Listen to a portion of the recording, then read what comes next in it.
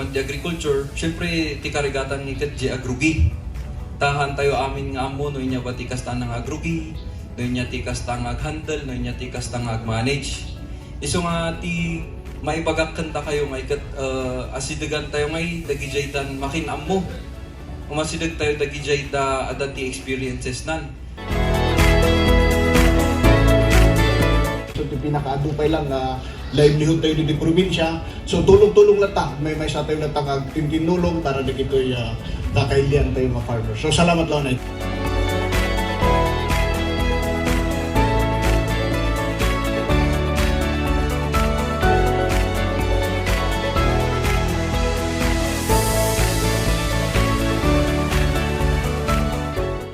Ang kakaiba sa Sablan is fruit basket of Benguet kasi siya. So, parang kakaiba kasi kami lang yung fruit.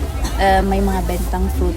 Although yung sa other municipio meron naman. Pero kami kasi yung pinakamadaming fruit na nai-produce namin.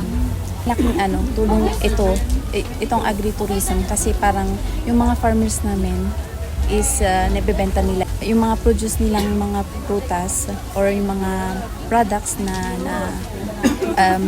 galing po sa amin. Invite namin kayo dito sa agritourism booth until December 3 para naman makita nyo yung mga products and mga ibang tourism sites po ng Sablan.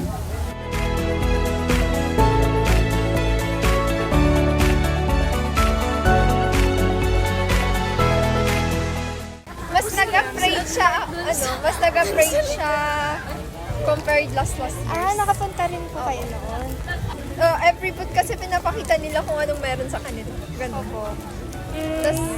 Sige po. Tapos doon namin nalalaman kung, may ganun pala, ganun. Ang significance po ng agritourism fair ay ipinapakita niya ang agriculture industry, the development, the innovations that the farmers are already undergoing.